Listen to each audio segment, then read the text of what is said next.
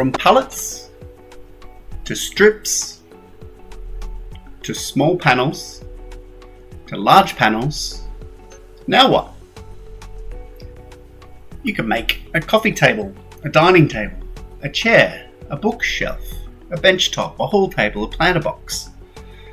Whatever you would like to make, you can make. For me, I'm going to use these large panels to make a headboard for our single bed, because that's what I need right now. But next time, I think I might make an outdoor table. We'll see. What would you make? Morena, welcome to another Monday in the workshop. My name's Matt, and today I'm going to be starting the assembly on my single bed headboard, and let's hope that goes a whole lot better than cutting the slabs did. One last cut on these slabs before we start with the assembly.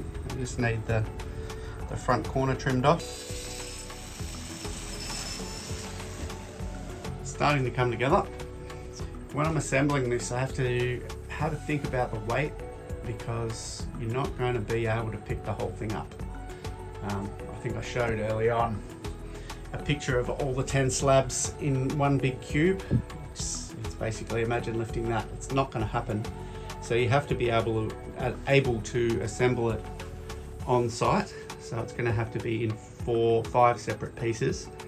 The top's just going to sit in there, or sit in this space in here. I'll put some rails all the way around, so the top can just be dropped in, but the rest of it is going to be screwed together, and I want the screws to be hidden. So to achieve that, I'm going to have to do some pocket holes from the back, I think up on that angle like that, and then for the piece that comes across here, it's not actually flush, it sits down a little bit.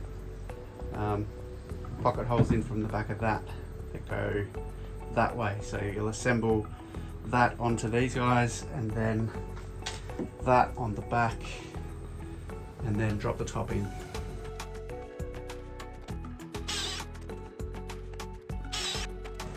Obviously that's not how the jig is supposed to be used, but gets the job done.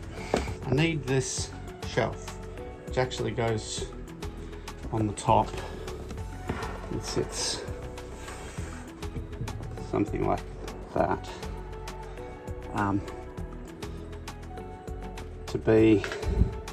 for there to be enough space for it to sit between the back wall and the front wall.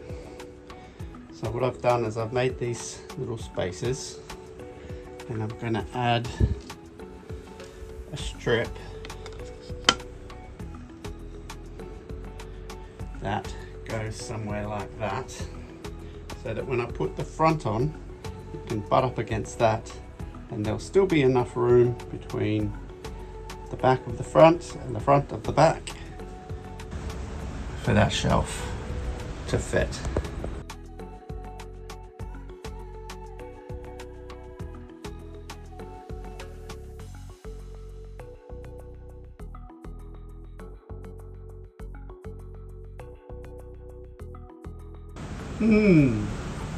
Not IKEA furniture, but it does look like the plan.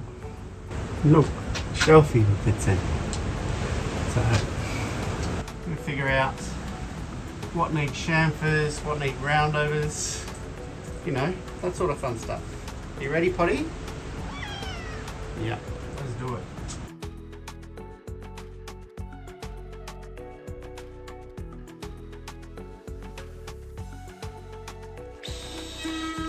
I think I'm done with routing for now. I'm having a bit of trouble visualizing how the faces will meet and what that'll kind of look like. I think I'm good, but like particular areas like this one here where you've got a panel that meets kind of like that, I can touch it up once it's assembled if needs be.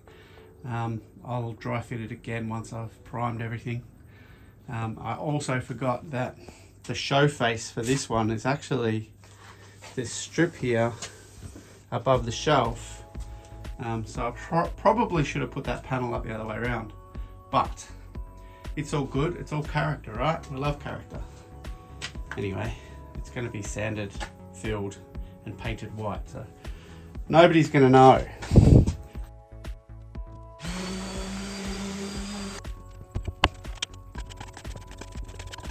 Ready to do the show surfaces with a bit of undercoat.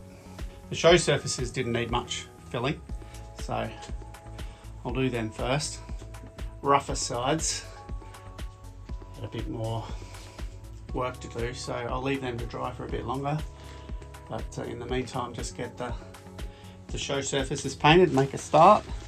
The plan is to fill, sand, undercoat and fill again. I think that's a good way to do it because you kind of incrementally make it better. And I think the filler probably works a bit better with a nice clean painted surface to stick to anyway. So the initial fill makes it easier to paint.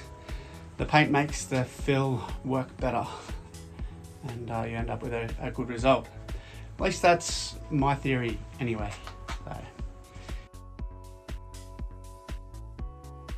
one side done, I'll let that dry out and come back and do the other side. For those who are shocked that I went to all the trouble of making a pallet wood framed bed and then painted it white, Catherine wanted a white bed, so Catherine gets a white bed. There's no point arguing about that, but she did let me keep the shelf. So the shelf on top will be obviously pallet wood, so I'll put some oil on that and buff it up nice so we'll know the origins of the bed. But as far as this set of panels go, you'll never know it was made out of pallet wood. The rough side's done. Give that some time to dry up overnight before we repeat it all again tomorrow.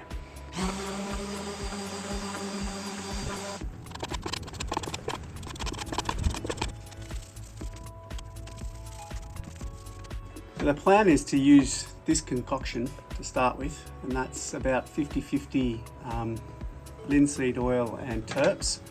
And I think put that on, let it soak right in, let it harden up overnight, and then finish it with some hard wax. Now, I would love it if somebody would tell me if that was a good idea or not before I did it, but there's nobody here and the internet's out, so I'm just going to do it.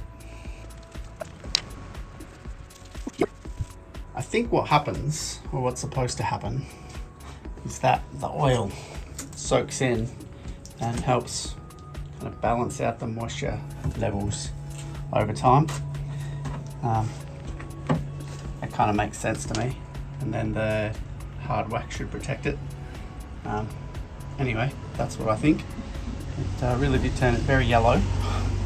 That's okay, it's pine, it's kind of traditional. Anyway, I think that looks pretty cool. Well, yeah, the power's come back on and I'm done for the day. So I've got a top coat on both sides, so I'll let that cure overnight.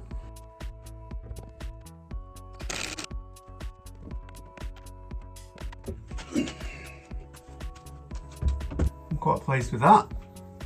The shelf still fits in nicely, and that's pretty much what it'll look like as a finished product. So needs another coat of white, but that's all good. I'll put some hard wax on the shelf and we'll call this one done.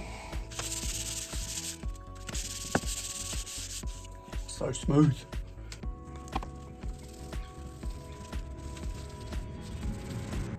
Let that harden up for 15 minutes or so as per the instructions, then buff it off.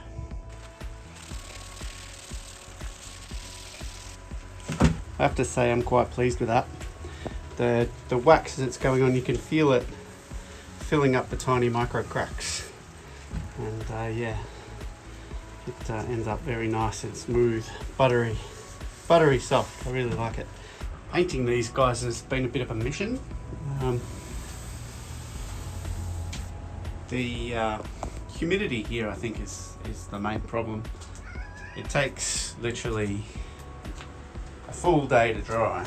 Not that Potty cares. Yeah, Mal. So yeah, I can get basically half a what? Is that Potty? I can get one side of each panel done a day, and to get it to look like I want it to look, I need 3 coats of top coat. So basically half a thing per day. So I can I can get one side, so I can get half the job done each day, wait 24 hours for it to dry, and then do the other side. Means that for 3 coats, that's 6 days. And I can't use the shop while all this stuff's here. So yeah, it's been a mission. Hasn't it? It has. Really, that's how I feel.